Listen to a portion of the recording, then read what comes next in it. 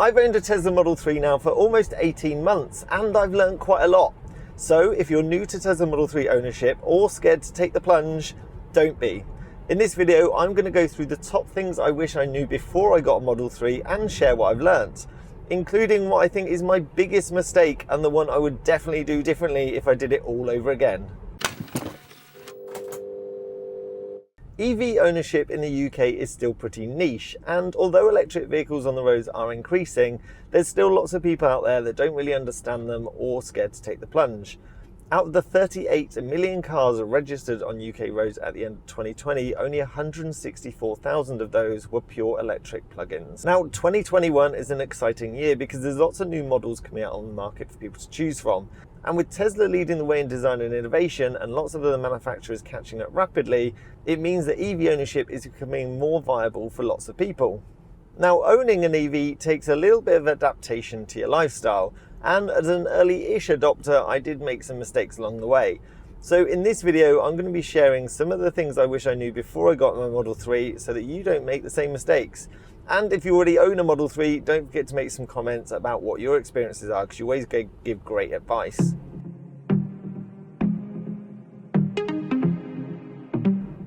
So I've always been used to the fact that if you're running a combustion car and you have the air conditioning on, it wreaks havoc with your MPG. Now with an EV, you just have to bear in mind that it's actually the heater that drains your battery and ruins your efficiency, not the air conditioning. The air conditioning actually has a minimal effect on your range. So when you're calculating your running costs and your charging costs for winter, you need to bear in mind that you won't actually make the advertised range of your Model 3. The American Automobile Association actually did a study on 5 EVs at -6 and found that the range with the heater running could reduce anything between 40 and 50%. With the aircon, it generally reduced the range by about 10 to 20% to cool the cabin. Add into the fact that EVs are generally just worse performing in winter because of the battery chemistry, and that could seriously mess up your calculations. Now, the Tesla Model 3 and Model Y both have a heat pump fitted, so that range reduction with the heater on shouldn't be quite as severe, but it is still going to be a lot less than what you're expecting. It's still way cheaper than running a combustion car, don't get me wrong, but if you're particularly sensitive to running costs, a near doubling of your calculations could throw you off somewhat. So, there's something that's not really talked about that often, I don't think, in electric cars, and that's called phantom drain. Now, this weird thing happens when I leave my Ford Fiesta at the airport for 2 weeks with 3/4 of a tank of fuel. When I come back, it still has 3/4 of a tank of fuel in it. Not so with electric cars, and that's due to this thing called phantom drain.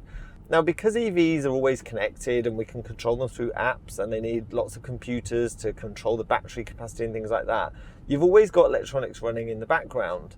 So when you leave your Model 3 at the airport for 2 weeks, whatever charge you left it with won't be the same when you come back. And that applies even over a couple of days in the garage. Now, this is completely normal for all EVs, and Tesla actually say in their manual you can expect to lose 1% per day through this phantom drain.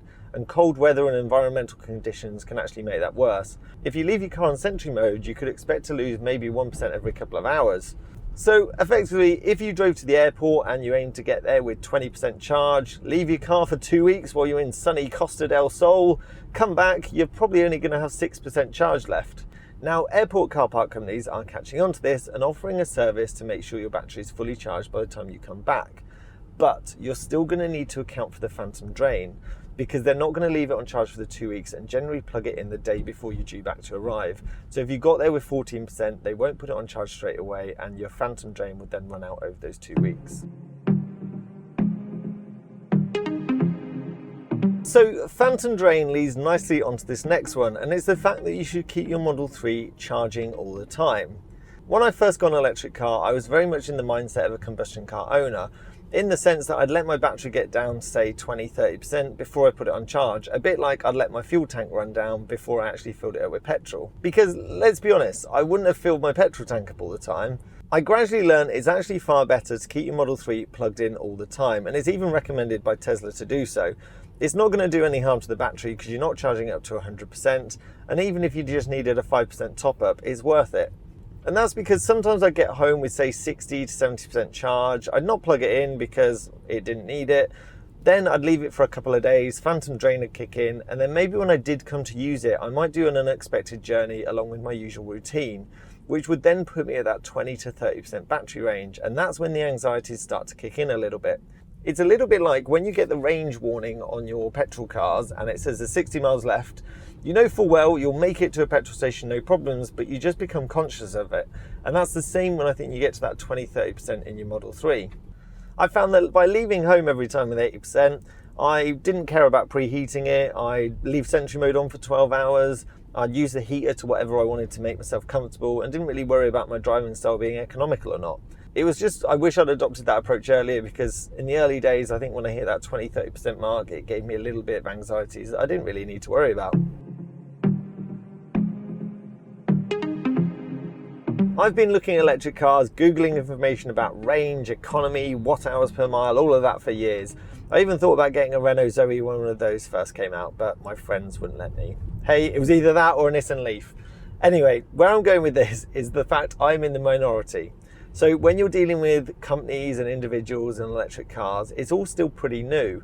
Like, for example, when I went to insure my Model 3, only a handful of companies would actually even offer me insurance, and most of those were really expensive. Similarly, when it comes to electricity tariffs, there's loads of really good EV tariffs out there, but some of them can take months to set up. So for example, when I chose Octopus, referral link in the description if you want to earn yourself 50 quid, I had to go onto their standard EV tariff to start with, which is common with most EV tariffs, get a smart meter installed, and then I could switch to the cheaper EV tariff. But smart meters can take a couple of months to get installed. So rather than wait for your Model 3 to be delivered and then start looking into all of this, what I'd say with anything that normally took you a couple of days or a week to set up, look well in advance. Even just make inquiries and ask about the lead times to installation. I'm expecting a similar issue when it comes to MOTs and repairs. Tesla do offer all of these, but I'm guessing they're not going to be the cheapest. So if you like a good deal, bear in mind that it's going to take a little bit longer to shop around and get the cheapest deal going. This will probably also apply to your chargers, because with the increase in EV uptake, I imagine charger stocks are going to run low, and you might be looking at a couple of months before some come in stock. Now, a new one and a big one for electric car owners is the range is not the range.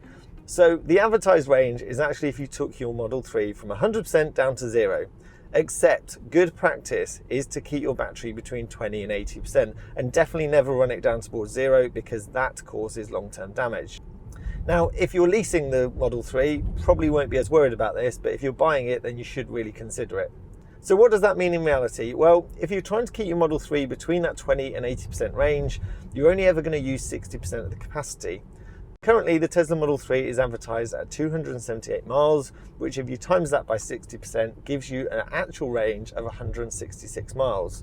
So if you were buying the Tesla Model 3 Standard Range Plus to do, say, a 200-mile commute round trip, in theory, you've got 78 miles to spare, but in reality, you're just short to keep it in that sweet spot. Factor in with that as well the effect winter has on that, and that's going to reduce that 166 miles even more, so you might struggle a little bit without damaging your battery or causing long-term damage. The good news is though, is that for most Model 3 owners, the average trip in the UK in 2019 at least was 8.4 miles. So the range on that is going to be ample for most people. But what I would say is if you're super close to that advertised range on a daily basis, then you might want to think about opting for the longer range Model 3s. The good news for longer journeys though is look at this new Tesla supercharger map they produced. There's superchargers popping up all across the country in 2021, and whilst I don't expect Tesla to stick to these timescales, at least they've got a lot more planned in more remote places as well. And there's no way I'm going 166 miles without needing a loose stop anyway. So what's the top thing I wish I knew now after owning my Model 3 for 18 months?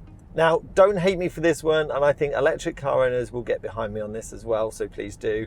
But if I knew then what I know now, the simple answer is I'd have done it sooner. I sat on the fence, I ahed about range, cost, all of that, and having made the plunge and bought a Model 3, I just wish I'd have done it sooner, and that's not even a lie. That is purely my biggest regret and my biggest mistake, I think, is not just having that leap of faith and going for it earlier. I much prefer the driving experience of an electric car. It's just way easier. It's probably made me a bit of a lazy driver, I'm not going to lie, because it is literally start and stop. to be honest, you don't even really need to stop because the regen braking kicks in. Charging is not a problem. I am lucky because I have off-road parking, and I just get home, pop the charge port, plug it in, and then close the garage. And because of that kind of like new charging regime that I've adopted, range isn't ever a problem because I get in my Model 3, it's always charged up when I get in it, and I just drive around whenever I want. Even longer journeys aren't a problem, and my battery has a lot less capacity than the newer Model 3s that are out there. Apart from the bumps I've mentioned, as I said, it's been an absolutely brilliant experience, and I can't recommend it enough. Now, I know not everyone can afford a Tesla, but if you're in the market for a brand new car, I would seriously consider switching to electric. 2021 has loads of new models coming out there, hopefully to fit people's budgets, and there are plenty of savings you make having an electric car as well. But in my personal experience, I think Tesla is worth the extra cost for the value that you get and the extra little benefits from their supercharger network, the over-air updates, and all the developments that they do as well. Don't forget, if you own an electric car, to put some comments below about your experiences, and if you've got any mates sitting on the fence about going electric, feel free to forward them this video.